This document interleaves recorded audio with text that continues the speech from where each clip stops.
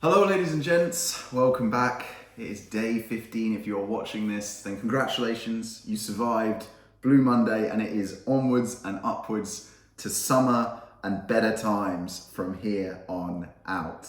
I realized yesterday that I brushed over a very important topic, time.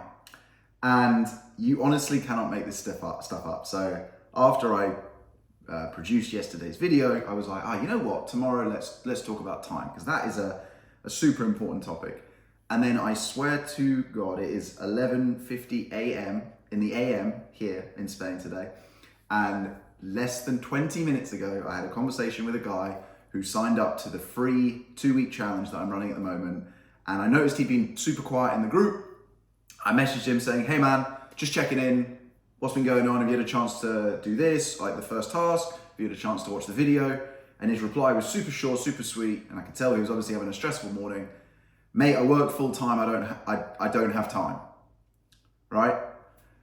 And I get it, because I must have a huge amygdala, which is the part of your brain that effectively controls your emotional responses. As far as I'm aware, I might be getting that completely wrong, but I'm pretty sure it's the amygdala.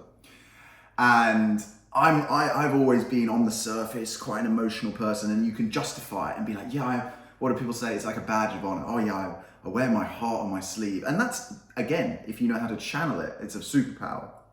However, I have definitely been guilty in the past, and still am to this day sometimes, although I think I'm getting better at it, of reacting emotionally. But I'll say to you what I said to him on a voice note that I just sent to him, is that we need to lean into our triggers a little bit more than we are, because the fact of the matter is, the chances are if you're triggered by something, there's probably something to dig into.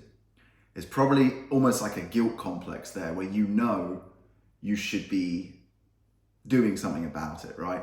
And time is one of the most, in fact, it probably is the most universally acknowledged excuse for not doing something.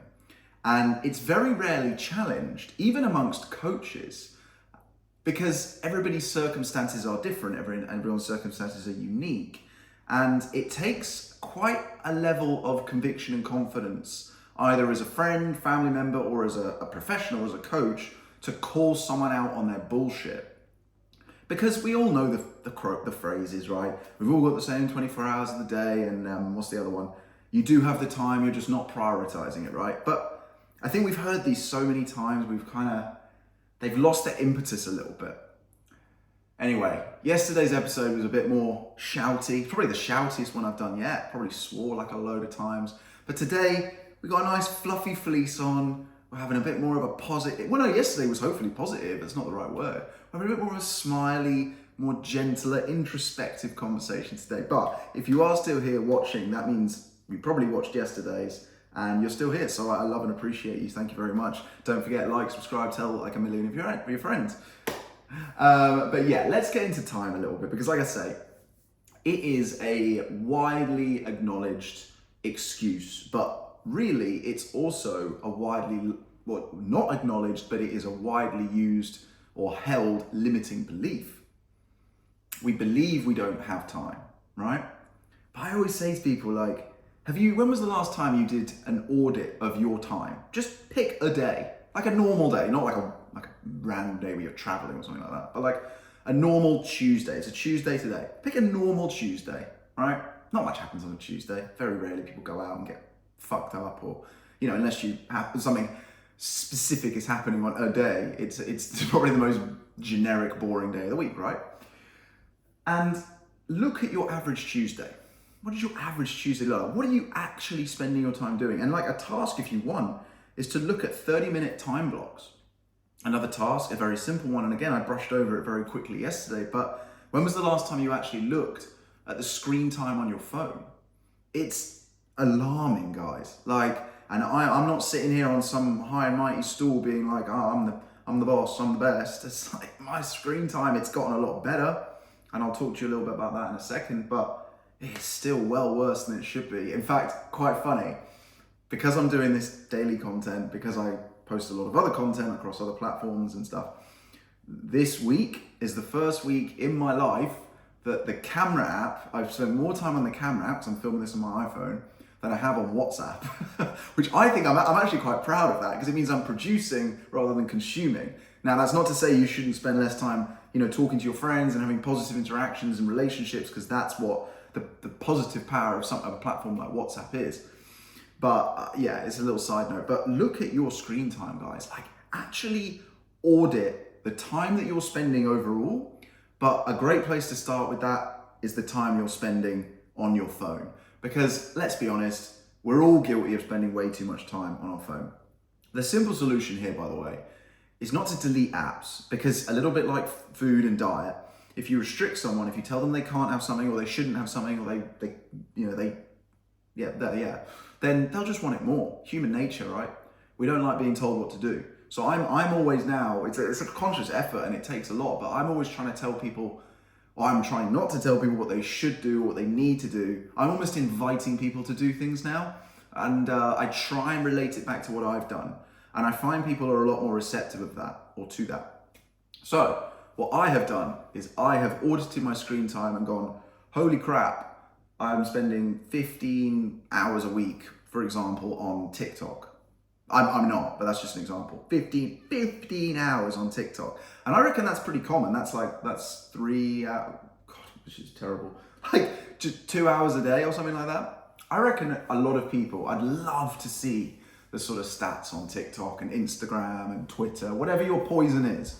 Everyone's got a poison. Some people have multiple poisons, but everyone's got a poison. And the vast majority of people, again, we're looking at statistics here, they spend their time on these apps consuming. Now, if you are on a social media platform creating, if it's part of your sort of quote unquote job to create content, because a lot of people still struggle to understand that it is actually a job to create content, then that's a little bit different. But if you are purely a consumer, and by the way, if you're putting out just still shots of you on your holidays or whatever once a month or once a week, you're not a creator. You're not. You're just a consumer who's, flexing a little bit. Power to you. I'm not saying not to do that, by the way, but I'm just saying don't classify yourself as creator and use this video as like more validation and excuse to just, Doug said I'm a creator as well. I spend 10 hours a day on Instagram.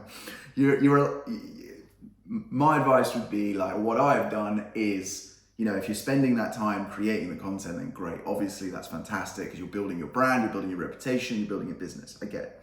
If you're not, if you're just consuming, then what I have done is just limit myself. And there are two ways to do that: are set up the timers that these apps have on the app, like an hour. So set it at an hour. So once you're at the hour, it's not going to stop you using it. It's just going to notify you. It's just going to be a little bit of a click in the head, like, wow, I've spent an hour staring at this screen on this app today, not this week or this year, today, right? And then the other thing to do is to turn the notifications off, or what I've done is turn the notifications off on social media apps and news apps. Now, news apps is a whole different kettle of fish. I would encourage people, or what I have certainly done, is to remove them all. Now, this might seem like a big leap, and I get it. I used to be that guy who would check Sky News and BBC back to back, by the way, which is completely pointless because they say the exact same thing, maybe like 7 times a day. And I loved being the guy who knew it before anyone else. And I'd text people, or I'd tell my colleagues if I was sitting next to them. All I was doing really was just trying to stimulate myself because I was so fucking bored in my job. I was just like, maybe there'll be something interesting on Sky News. And what these news apps and sites are now even better at doing is they will be split testing headlines. You ever notice this? So if you go on the site, go off it, go back on it, the headline probably will have changed, and they're constantly split testing maybe up to 100, maybe more headlines on people to see what gets the most engagement and clicks. Because you have to remember, guys, like the social media platforms, the news platforms, they're incentivized because they make money, they profit from time that you spend on their apps and on their sites. So I'm not here saying the news is conspiratorial. That's a whole other topic and conversation. I'm just saying you need to be conscious of the time that you are spending on social media and on the news apps, because I think if people looked at just those two apps, I have no idea what the average is, but if I conservatively said that people are spending at least 1 hour on social media per day and 1 hour on news apps per day, and maybe yours is 50-50 or whatever it might be, the splits might be different, but let's say it's 2 hours per day on social media and news apps, that's 14 hours per week. Again, I'm not saying you should delete these apps, but let's try to think about our relationship with these apps, much like a good nutritionist would get you to audit your food, audit your diet. How many calories are you actually eating? What calories are you eating? What's the quality of the food that's going into your body? When was the last time you sat down and actually audited how much you eat and what you eat? And a lot of people, the answer is never, or not in the last 3 months or year. And if you haven't done that, then that's probably a good place to start. I do this regularly. In fact, I moved to Spain last year. I had to audit my calories. Not at the beginning, obviously, you're getting yourself set up. It's not a day one task, right? Okay, what's my calories? I'm not obsessive like that. But once I was settled in, like I think it was 3 months in, I was like, you know what? I'm pretty much eating, I've got my habits in place now around what I'm eating. I'm pretty sure I'm pretty good, chicken is chicken, right? At the end of the day. But I audited and it was fine. But it was just a box tick exercise. And the social media one is a newer one for me. Turning off the notifications. I've actually gone one further and I've turned off email notifications and I've turned off WhatsApp notifications. And again, I'm not deleting these apps, but it just means that I'm in control of it and not the other way around. And that's how you should see your relationship with time, guys. Because there's an amazing line in The Matrix, the movie, and I may have lost some of you here, but just bear with me because you don't need to have watched the film, I'll explain it all to you. So The Matrix, if you haven't already figured out, which I think a lot more people are figuring out, is not really a fictional film, it's a documentary about the real life. And I think we're starting to see that now. It's amazing how ahead of its time it was. I think it came out in 1999. So it's coming up on, it's 25 years this year. Jesus, that's insane. And I remember going to watch it with my dad. We had just come back from living in Hong Kong and it was the summer and we had nothing to do. There was literally no mobile phones. And we were like, what should we do today? It was a Saturday, I think. It was school holidays. I didn't know anybody because I just moved back to the UK. But let's go to the cinema. So we went down to Bracknell Cinema. So we were living in a town called Summing Hill at the time. And we actually said to the guy, because again, I don't even think we had internet. We actually said to the guy, what's good? And it was a young guy. And I almost remember his face. This is how much of a connection I have with it. And I actually said to him, like, what's good? And he said, go, how old's your son? And I was like 11 at the time. And I think my dad just lied and said, oh, he's 15. And he said, oh, he's 15. He said, go and watch this. The Matrix. It's fucking insane. And me and my dad sat there for 2 hours, genuinely I know speechless in a cinema is pretty common, right? But we sat there and I think that movie went on to become one of the most successful movie franchises in the history of cinema. First of all, because of the cinematography, the acting, etc., etc. But I think secondly, the big draw is because deep down, a lot of us know this stuff to be very true. And one of the best lines out of The Matrix is a conversation between Neo and Morpheus. I'm not going to go into detail of the characters, but Morpheus is explaining to Neo how he's like this, the one, and he's like this fucking Superman, basically. And Neo's trying to get his head around it, okay? And he's asking questions, which is good. That's what you want to be doing. And one of the questions he said to him, he says, so are you telling me that I'm going to be able to dodge bullets? And Morpheus, this is the killer, the line. He says, no, I'm telling you, you won't have to dodge bullets. Something like that. I might be paraphrasing that. So the point of all of that is that time is a tool. And it's either a tool that controls you or that you control. And the vast majority of us are controlled by time because we are controlled by our devices, because we are controlled by overthinking, because we are controlled by limiting beliefs. And think about, let's just go back to the overthinking point there, right? How much time do we all spend thinking about doing things that we ultimately do? Really think about that. I am a terrible overthinker. And I say terrible, you know what, I'm going to change the tense there. I was a terrible overthinker. Now I think I'm getting much better at it. Because I used to spend so much time thinking about the thing that I was going to do, worrying about the outcome. But I've got enough evidence now, having done it for long enough, that I know, I don't know how long it's going to take me to do the task, but I know I'm going to do it. And I know I'm going to get the outcome that I want eventually. And if I know those two things, all the time I spent thinking about doing it, which is effectively what we call procrastination, right, is absolutely pointless. So another huge way to control your time, to bend time, is to just think less. I'm not saying to not think at all, okay? I'm just saying to think less. You know deep down in your head when you go from thinking to overthinking. Now, they say that, and I think it's probably right, an advisable thing to do if it's a big decision is to sleep on it. You know, how you feel when the adrenaline is high and it's 7 p.m. versus how you feel in the cold light of day, it could be very different. And you're also going to have a very different perspective on it. And I think I heard Alex Hormozy talk about this with marketing the other day, and it's so true. When you're coming up with a value statement, you know, how do you help people? Who do you help? You have to sit on it for a long time because you have to see it from lots of different emotional states. You have to see it when you're happy, when you're sad, when you're pissed off, when you're short on time, when you've got more time. You have to see it from all these different places to understand how other people will see it. Time is a tool, guys. Sorry, I'm flicking back and forth to my unconscious. I don't want to go too long, but I also feel like we're into something here. The other thing to think about time, right, is if you're using time, if you know you're using time as an excuse not to do things that are going, you know, without question, are going to be positive for your life.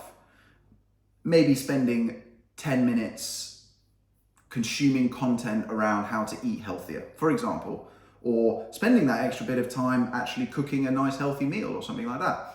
Or, of course, the big one, spending 45 minutes in the gym. So let's say you spend, 20 minutes getting to the gym and 20 minutes home and 45 minutes in the gym. That is a commitment of time. But you need to think bigger picture and not just day to day, I don't have the time. You need to think, okay, if I spend my time doing this, how's it going to impact my time in the future?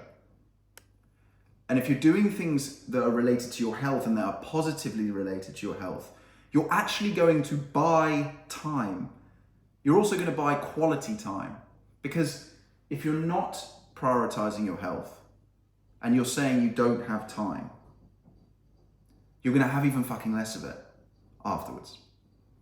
And that's the real reality. You might feel young, fit, healthy, and invincible right now. I've been there. And at the risk of sounding like the old man now, that first time you wake up and feel old, and this is levels, by the way, because there's going to be guys watching this maybe who are in their 40s or their 50s and going, this fucking idiot doesn't know what he's talking about. And they're right. I bow to them. But I'm talking now to the 30-year-olds, the 25-year-olds, the 20-year-olds. You might feel young, invincible, and on the ball now. There will be a day where that does not happen. And the quicker you can get ahead of this stuff, the better your life will be. The other benefit of prioritizing your health and spending time prioritizing your health is that it makes you much more efficient. You do other things quicker. So you are buying back time. So do you see what I'm saying with all this? Time is a tool. It's a tool that you can be controlled by or that you can control. And you have to make a conscious choice. A lot of this stuff we're talking about is about conscientiousness. Are you making conscious choices or are you letting your subconscious control you? Are you on autopilot effectively? Okay? And time is a big one. The other thing to think about with time is leverage. This is like such a simple principle, but it's only something I really leaned into in 2023, is that you don't have to be good at everything. In fact, the chances are, if you really want to be, quote unquote successful, you're far better off focusing on being good, like great at one or two things, and leveraging other people's time for money, not for free, not like slave labor or child labor or anything like that, but leveraging other people's time, using money or using favors or whatever it might be. There's currencies, different currencies in this world. There's, you could say, hey, if you help me with this, I'm going to add value to your life by coaching you or helping you with this problem. So you solve this problem for me and I'm going to solve that problem for you, right? This happens a lot more in where I am in Marbella. It's a very entrepreneurial community and we have lots of people who've got lots of different skill sets. And a lot more people are they're not working for someone else. They're working for themselves at different stages. Some of them are just starting out, some of them are super, super successful, but their mindset is very much, it's I'll scratch your back, you scratch mine, that kind of job. So different people are good at different things. And like, if I meet someone and they are wicked at, I don't know, running adverts or something like that online, which by the way, wow, that is stressful. But if I find someone who's amazing at that and can ideally teach me, but if not, do it for me, run it for me, and in exchange, maybe they're not in the best shape or something, and I can say, hey, you know what, man, like, I'm more than happy to coach you for free for, X, Y, or Z time in exchange for this. So we're exchanging value, right? So you can create leverage in your life. You can buy back time with leverage by outsourcing tasks that okay, well, I can spend the time getting good at this, or I can spend the money getting someone else to do it for me. Simple as that. What are we on? 21 minutes, this is long. Hopefully that was valuable, guys. I'm gonna leave it there, but do not let time be your excuse. We all have different circumstances. And I guess I'll finish with this. You're never going to be more or less busy than you are right now. In fact, the way the world's going and the way that companies are fighting more and more for our attention, I would argue that you're only going to get busier. The reality is that you're not getting busier, you're just getting more distracted. The algorithms on our phones, which we're spending more and more time on, because our lives are more and more on them, are getting better and better at distracting us. You are never going to be less busy than you are right now. You might be looking at your calendar in a month's time now and thinking, oh, my calendar's clear in a month. Yeah, of course it is. But in 3 weeks' time, it'll start to fill up. And then you're not going to have that time.